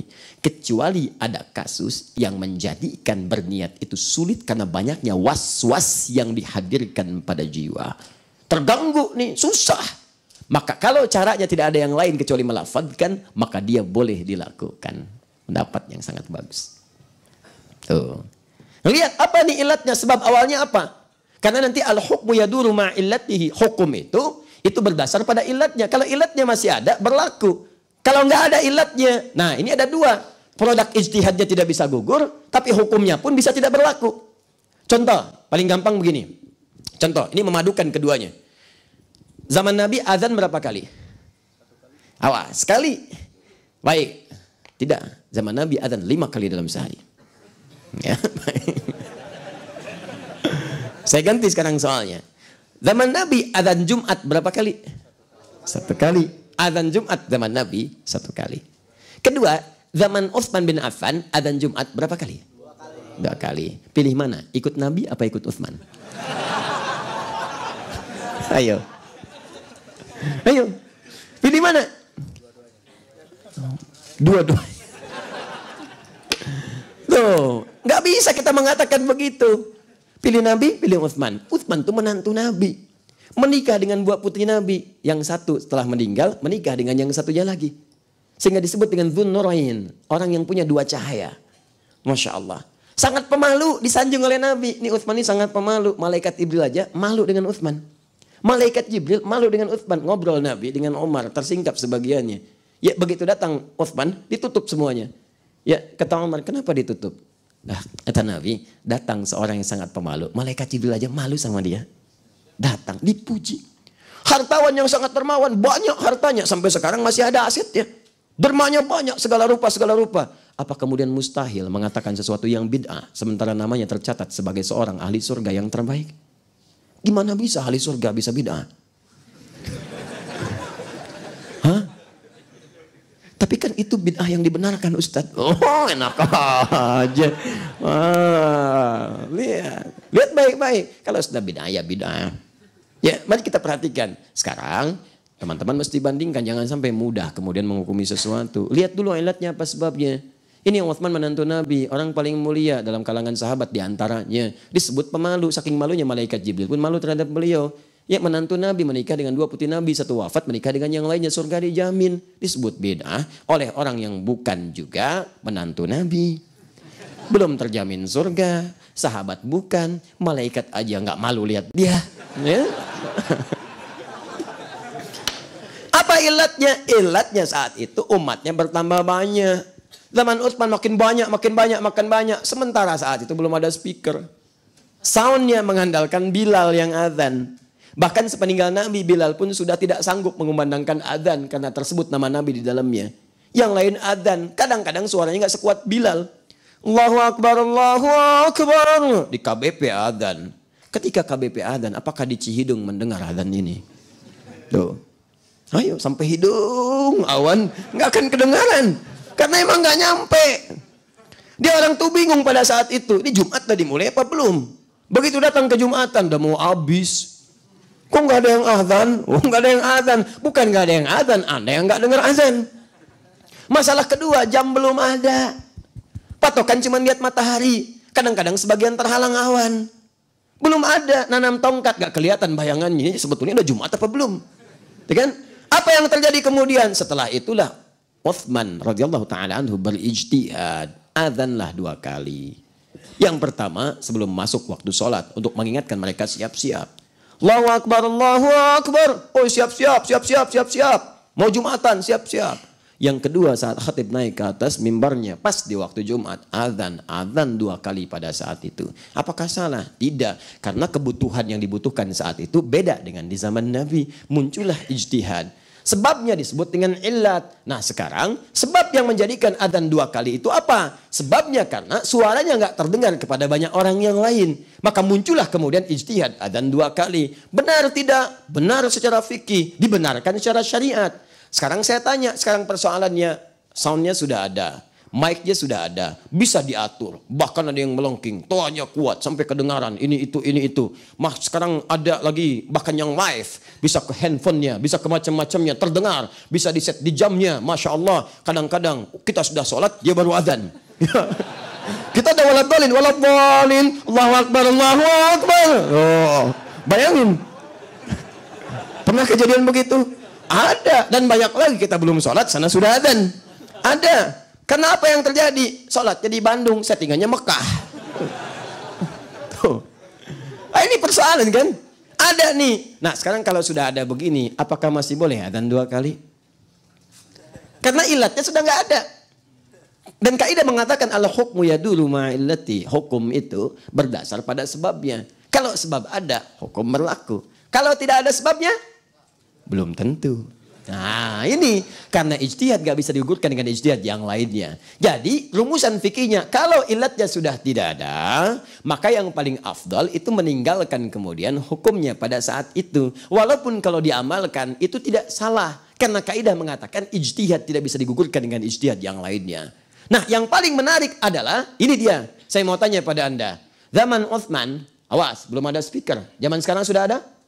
Bagus speakernya? Bagus. Utsman tinggal di mana pada saat itu? Mustahil di KBP, di Madinah. Di Madinah. Masjid paling utama di Madinah apa? Masjid Nabawi. Saya tanya pada Anda, di Nabawi sekarang kalau Jumat adanya sekali atau 2 kali? 2 kali. Sudah pernah ke sana? Belum tuh. Ini masalahnya yang begini. Mana orangnya? Ini nih. Nggak tahu tapi ikut-ikutan. Jainuddin. Ini masalah. Kalau sudah tahu katakan. Di Madinah 2 kali adanya Jumat. Di Mekah. Saya baru dengar ada adzan Allahu a'lam. Allahu a'lam.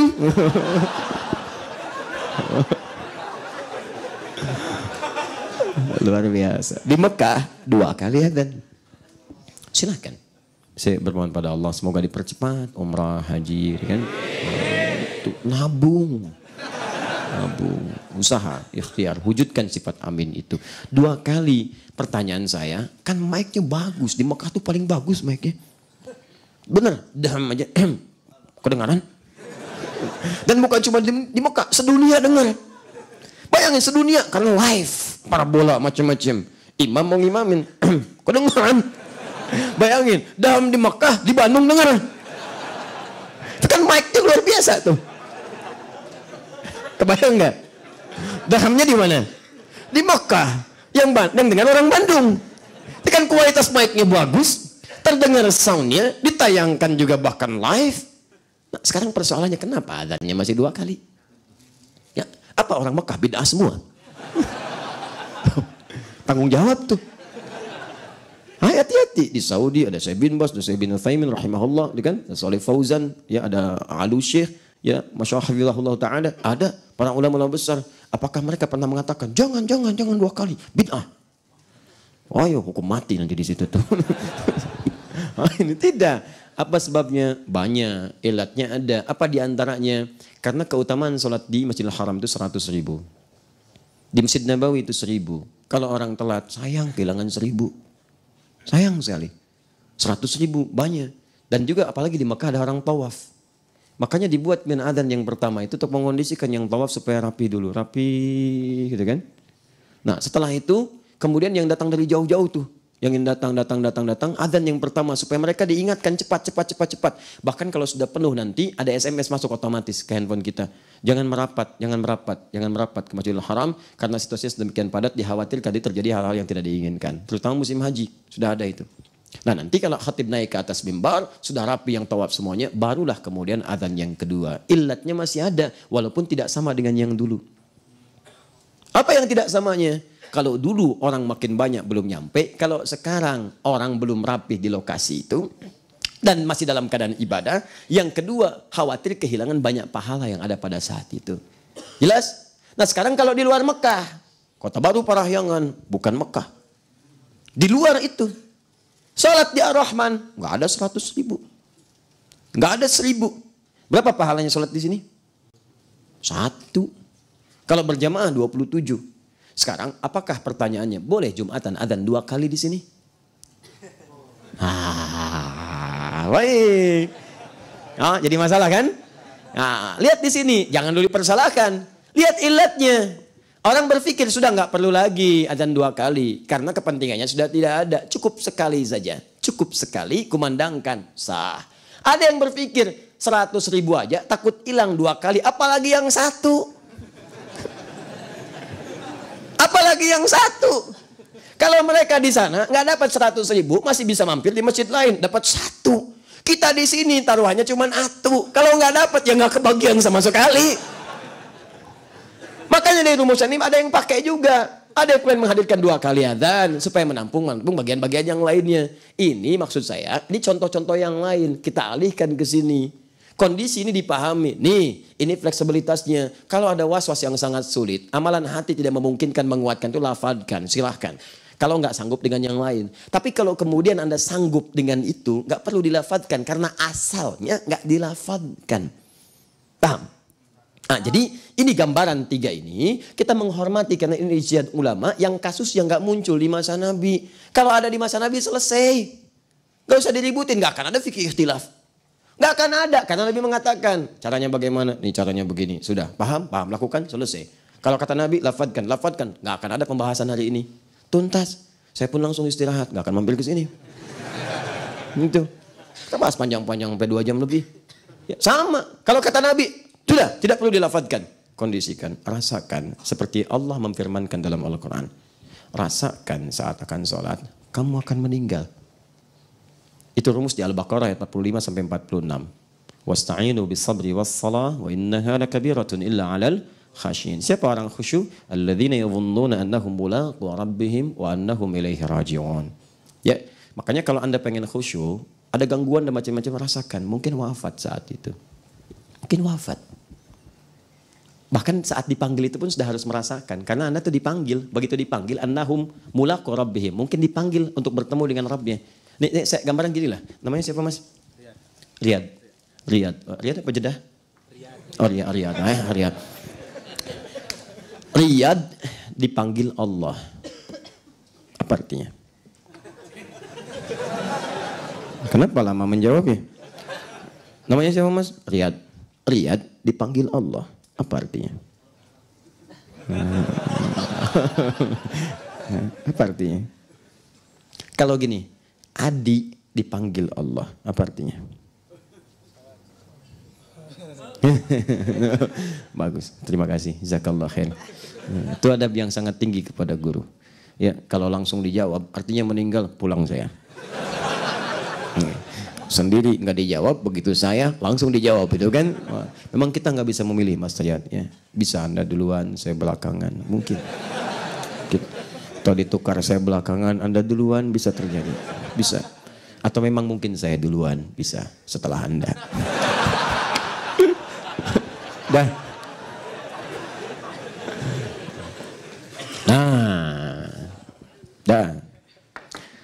Adzan, panggilan. Yang panggil siapa? Allah. Ahmad dipanggil Allah. Kalau sudah seperti itu, maka dalam benak manusia cuma satu, pulang. Allah itu manggil kita setiap hari 5 kali. Mungkin kamu pulang hari ini. Kalau bukan subuh, zuhur. Ingat, udah punya bekal belum? Capek, jangan-jangan banyak-banyak numpuk dunia. Saat pulang gak dibawa. Ke alam kubur aja gak dibawa, repot. Cuma 2 meter, apa yang mau dimasukin? Rumah 2000 meter. Mau masuk ke alam kubur cuma 2 meter, apa yang dimasukin? Mobil terlampau banyak, gak cukup. Masukin mobil, antum gak dikubur. Ya? Repot tuh, gimana caranya? Diingetin, ayo, jangan banyak, apalagi maksiat, jangan banyak maksiat. Sekarang banyak video-video bagus tuh ya, Masya Allah. Kemarin ada yang bikin dari Maroko, ya kan? Orang yang mabuk-mabukan, maksiat. Tiba-tiba terlintas di benaknya, pengen sholat, masuk masjid. Bil mabuk, marahin orang. Oi, pengen sholat. Marah yang lain. Persis zaman Nabi ada yang begitu marah. Orang mabuk sini, ini bukan tempatnya orang mabuk. Pengen sholat, jangan ke sini. Ini kasih uang sana, mabuk lagi. Jangan ya. Si uang, pergi sana, pergi. Enggak, saya nggak pengen uang, saya pengen sholat. Imamnya bijak sekali, bagus. Jangan dimarahin. Zaman Nabi juga ada yang pengen pipis di masjid, Nabi nggak marah. Karena nggak ada toilet, pipis aja tuh siram. Ini mabok, masih pengen sholat. Banyak yang nggak mabok, nggak mau sholat. Dia mabok, pengen sholat. Tuh. Mabok yang sesungguhnya adalah orang yang nggak mabok, dia nggak mau sholat. Dan yang lebih sesungguhnya lagi, sudah mabok, nggak mau sholat. Itu yang paling bahaya. Maka ketika dia mau sholat dibimbing. Ya wudhu, dilihatin, ini benar. Cek videonya banyak sekarang beredar. Dibimbing wudhu. Wudhu dibetulin, nih salah yang ini benar begini. Sholat. Sholat ditemenin sama imamnya, yang lain melihat. Mabok sholat. Akhirnya bahan diskusi. Mereka sibuk berdiskusi, yang satu sibuk beramal. Imamnya mimpin dengan ayat-ayat taubat. Baca Quran surah 39 ayat 53. Qul ya ibadiyalladzina asrafu ala anfusihim la taqnatu min rahmatillah. Tobat. Nangis imamnya sambil mimpin. Ikhlas minta sama Allah, dibimbing supaya orang ini tersentuh untuk taubat. Ruku, sujud, bangkit lagi, baca lagi. Begitu kemudian dalam rakaat pertama imamnya bangkit, baca ayat, ini nggak bangkit, sujud. Yang ngelihat itu yang nggak sholat, lihat orang mabok tuh kan. Makanya saya larang dari tadi, jadinya begini nih. Imam udah bangun, dia sujud aja gitu. Imam ini nggak percaya, saya bilang dari tadi. Itu kan capek-capek aja dia sendirian. Baik, imamnya terusin dengan cepat dia baca. Sampai tahiyat. Imamnya tepuk. Nyuruh bangkit, bangun. Ditepuk, nggak bangun. Makin jadi yang lihat tuh. Udah nggak bangun, ditepuk nggak bangun. Capek, percuma. Betul digeser susah. Mulai penasaran apa yang terjadi. Begitu datang, digeser, jatuh. Wafat dalam keadaan husnul khatimah. Wafat dalam keadaan husnul khatimah. Kita tidak tahu di sisi mana waktu dan tempat kapan kita wafat. Demikian Quran surah 31 ayat 34 menginfokan. Tapi kita bisa memilih apakah wafat dalam keadaan taat atau wafat dalam keadaan bermaksiat. Kita tidak tahu kapan kita wafat, tapi kita bisa memilih dalam keadaan apa diwafatkan oleh Allah. Maka dari itu kata para ulama, dawamkan perbuatan amal saleh, dan jika Anda terfikir berbuat maksiat, bayangkan akan diwafatkan pada saat itu. Selesailah kemudian, kalau sudah seperti ini, tenang. Makanya yang ini mengatakan, kalau Anda pengen khusyuk, pengen tenang, ayo rasakan, mungkin akan wafat saat itu. Bayangkan, sudah dipanggil mungkin wafat, jalan, baik ke masjid. Wa annahum ilaihi raji'un, begitu takbir terbayang. Ya. Tuh, sampai ke atas nengok begini tuh. Lu wafat belum tuh? Oh enggak, maaf ya. Saya khawatir aja tiba-tiba kejadiannya berlaku gitu. Coba memastikan jangan-jangan kejadian nanti viral. Seorang di pengajian Ustaz Al-Hidayah ditepuk tidak bangun lagi. Masya Allah. Ternyata husnul khotimah, viral kisahnya. Ya. Alhamdulillah bangun lagi. Alhamdulillah. Nah ini, jadi itu yang kita hadirkan dari awal. Kalau itu bisa, maka itu yang paling utama tanpa harus melafadzkan. Kesimpulannya satu. Pertama, melafadzkan niat itu bukan niat, tapi hanya membantu menguatkan niat. Jadi bagi yang mengamalkan melafadzkan, usolli dan sebagainya, mohon maaf, jangan dipahami lafadz itu sebagai niat. Yang kalau tidak usolli, tidak sah sholatnya. Itu salah cara berpikirnya, keliru. Karena melafadzkan itu bukan niat. Jadi kalau Anda bermakmum di belakang imam yang tidak usolli, jangan disimpulkan imamnya tidak sah sholatnya. Imamnya kemudian mulai menghadap kiblat, lalu bertakbir, Allahu Akbar, menyimpang, tidak usolli. Kenapa? Karena umumnya tidak berkata saya akan sholat, dia cuma berkata Allahu Akbar. Usolli itu kan saya akan sholat. Dia tidak berniat tuh, tidak usolli. Dianya Allahu Akbar. Dia lupa kalau sholat dibuka dengan kalimat Allahu Akbar. Niatnya di dalam hati. Siapa yang bilang? Nabi yang menyampaikan itu. Contohnya Imam Asy-Syafi'i bahkan menuliskan dalam kitabnya. Jadi begitu mengatakan Allahu Akbar, hatinya mengiringi dengan niat. Jelas? Yang kedua, lafaz ini sebetulnya tidak diatur dalam kalimat-kalimat yang khusus. Ya, kenapa? Karena dikaitkan dengan ibadah yang dikerjakan. Karena itu sepanjang lafadznya ada untuk menguatkan, silahkan. Makanya orang Arab pakai bahasa Arab. Sholli fardhas subhi. Ya kan? Rak'ataini mustaqbilal qiblati. Imaman lillahi ta'ala. Allahu Akbar. Arab. Di hatinya juga begitu. Jelas ya? Nah, tidak ada lafadz yang khusus. Jadi kalau Anda nanti yang misalnya berbeda pendapat dengan yang ini, mengatakan itu kan lafadznya tidak ada dari Nabi. Emang nggak ada. Mau dicari sampai kiamat kurang 2 hari juga akan ketemu. Gak akan ketemu. Karena lafadz ini dibantu menguatkan niat. Taat itu dihadirkan sesuai dengan kondisinya. Apa yang di hati itu yang dikeluarkan. Bahkan kalau Anda ingin ucapkan dalam bahasa Indonesia pun sah. Karena belum masuk sholat. Sholatnya dibuka dalam takbir. Niatnya di hati. Anda ingin kuatkan. Duh Gusti. Ya. Abdi badai sholat subuh 2 rakaat. Nyuhunkan khusyuk ya Allah. Sebagai makmum lillahi ta'ala. Allahu Akbar. Hati mengikuti, kemudian bertakbir. sah salatnya. Jangan katakan itu tidak sah karena nggak pakai usolli. Oh, itu bahasa Arabnya usolli. Kan fardhu subhi rak'ataini mustaqbilal qiblati ma'muman lillahi ta'ala. Paham di sini?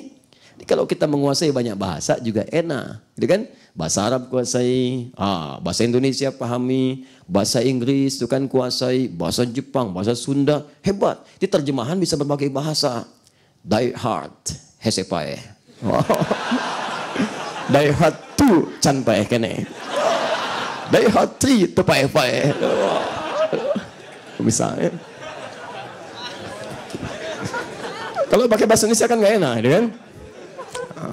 Itu biasanya kan banyaklah. Tapi juga tidak semua amalan, tidak semua amalan menggunakan bahasa lokal, nggak bisa. Sholatnya kalau sudah masuk takbir nggak boleh pakai bahasa selain Arab, nggak bisa.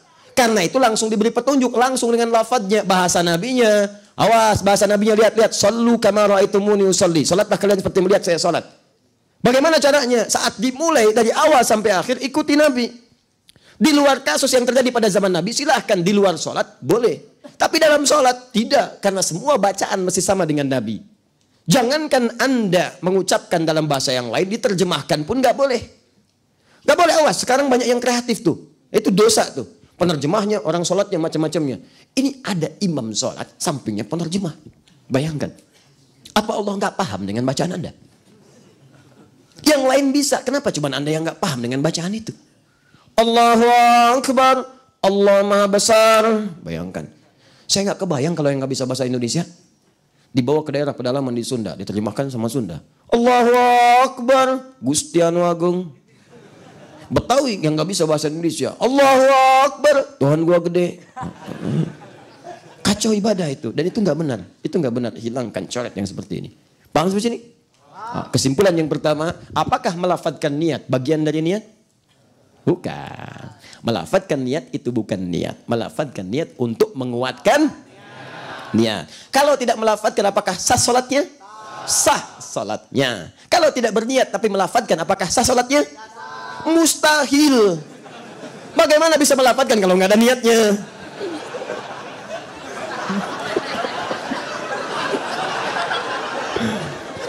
Ini belum lihat sudah menyimpulkan hukum.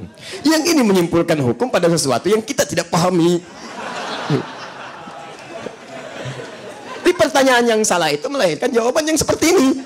Pertanyaannya sudah keliru, kalau orang salah nanya nggak usah dijawab.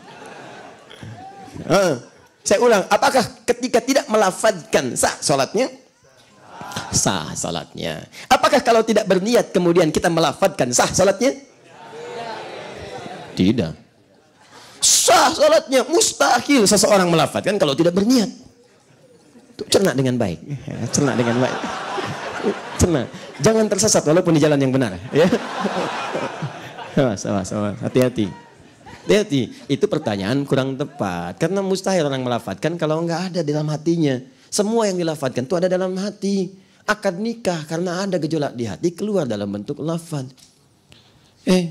Ankah tukah saya nikahkan, saya kawinkan engkau dengan putri saya bernama si Fulanah binti Fulan dengan mas kawin misalnya gelang emas sebesar 2 kilo dibayar tunai.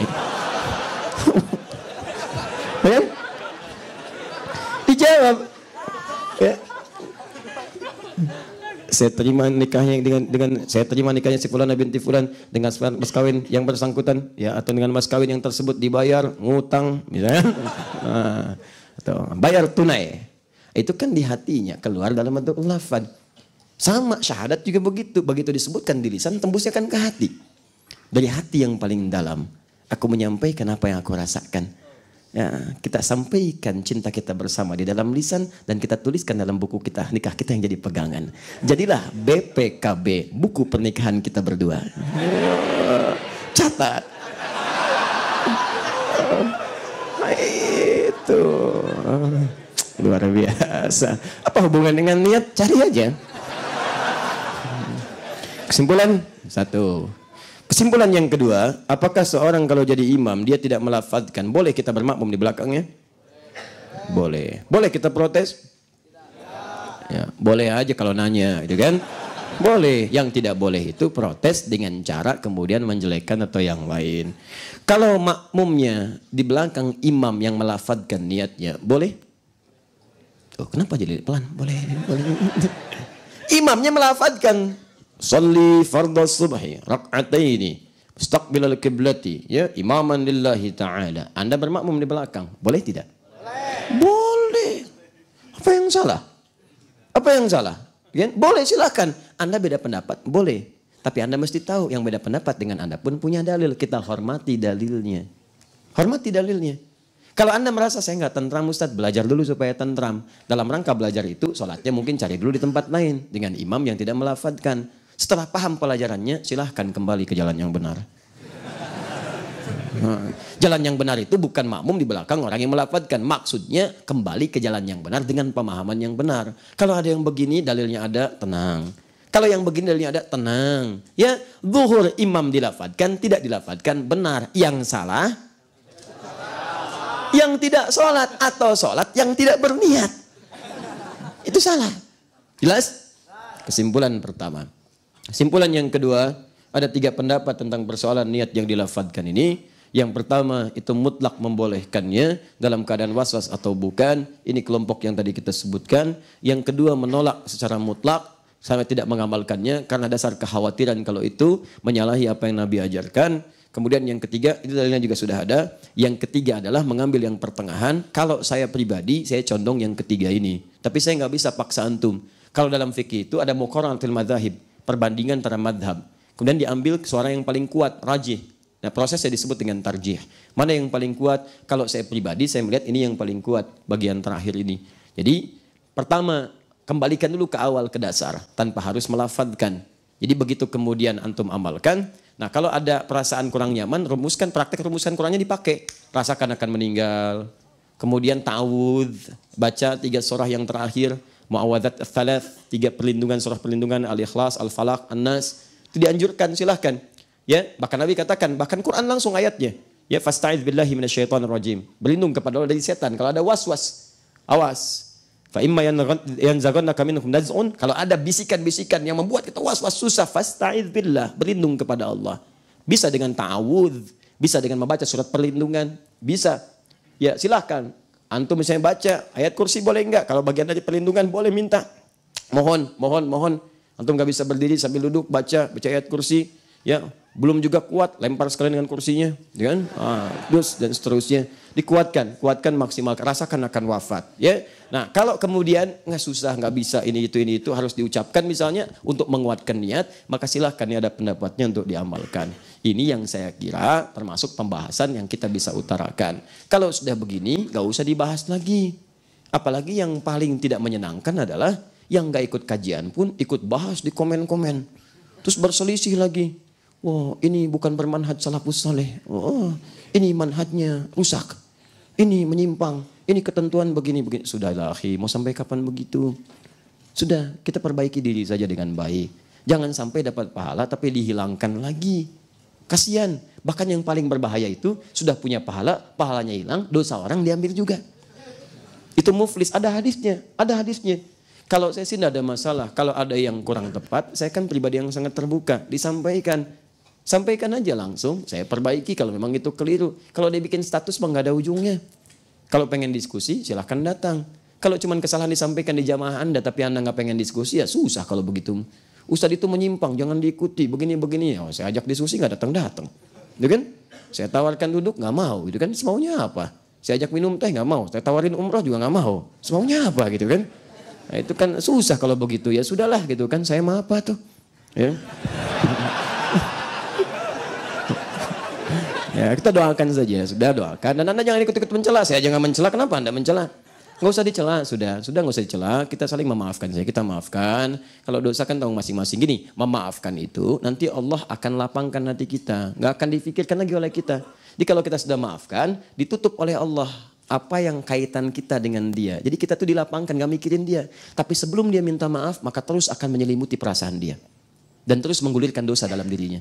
Jadi kalau Anda berselisih dengan orang, maafkan aja, nggak ada ruginya memaafkan orang itu. Sebelum dia minta maaf pada Anda atau bertobat kepada Allah, maka dosanya terus mengalir sampai kembali kepada Allah. Kalau Anda sudah nggak ada kaitan lagi, dia nggak ada ruginya. Nah, maka dari itu sudah, buka hati, wal'afina anin nas, maafkan. Saya pun tidak akan marah, gak apa-apa. Kalau benar kita koreksi. Dan jangan mau kita kemudian mempertahankan kesalahan. Itu gak bagus. Mempertahankan kesalahan sama dengan menutupi kebodohan yang memang sudah tampak. Ya, sudah mau apa lagi, capek, perbaiki. Dan jangan malu. Ya, Allah menyukai orang yang salah tobat dibandingkan dengan orang soleh yang terus merasa benar. Ya, jelas kalimatnya? Baik, maka teman-teman sekalian, itulah awal pembahasan kita dalam rangkaian fikih ikhtilaf pada pembahasan bab sholat. Ini baru bab pertama dari 27 pembahasan yang mungkin kita akan uraikan. Sekaligus juga ini menjadi penutup kajian kita di Kota Baru Parahyangan. Teman-teman sekalian, ini terakhir saya ketemu Anda. Di sini saya mungkin tidak akan ke sini lagi. Saya tegaskan pada panitia, saya mohon maaf sebesar-besarnya. Ada tempat-tempat lain yang harus dibagi. Jadi mungkin boleh jadi saya nggak ke sini lagi ya di tahun ini. Tahun ini karena ada tempat lain di tahun ini yang harus saya kunjungi. Tahun depan baru kemudian kita susun kembali ya untuk menyesuaikan dengan jadwal yang telah ada. Saya kira itu apa yang saya sampaikan. Kalau ada benar silahkan diikuti petunjuk Allah dan Rasulnya. Kalau salah itu kesalahan saya pribadi. Ya maafkan saya. Semoga kita saling mendoakan. Allah mengampuni dosa kita semua. Dan saya dapat informasi ini teman-teman sekalian. Masya Allah ini luar biasa. Semangat kita untuk belajar. Allah yang menggerakkan Anda. Hanya mungkin sebagian kita perlu bersinergi. Ini katanya pengen diluaskan untuk difasilitasi. Sehingga antum di dalam enak mungkin nyaman. Tapi di luar kadang-kadang kan terasa dingin. Ya kan? Di bawah rumput-rumput yang macam-macam. Itu ada rencana saya kira masjid katanya ingin menutup dengan apa gitu alas. Ya, coba kita bantu kalau ada rezeki kita lebih. Kita sampaikan dan mudah-mudahan kita menanam pahala di tempat ini insyaAllah. Ya. Saya kira itu saja. Terima kasih. Subhanakallahumma bihamdika asyhadu an la ilaha illa anta astaghfiruka wa atubu ilaik. Wa akhiru da'wan alhamdulillah rabbil alamin. La'afu minkum. Yang terakhir sebelum saya tutup dengan salam, insyaallah bulan depan sudah akan dimulai untuk program At-Taisir Learning Center untuk yang program bacaan Quran dan hafalan Quran dengan metode At-Taisir insyaAllah. Silahkan merapat pada tempat yang terdekat dari pusat yang telah ditetapkan oleh kami. Ada perwakilan di 34 provinsi dan 19 negara selain di Indonesia. InsyaAllah nanti akan diteruskan bulan depan kita akan mulai itu semua. Semoga Allah memudahkan. Wa'alaikum. Assalamualaikum warahmatullahi wabarakatuh.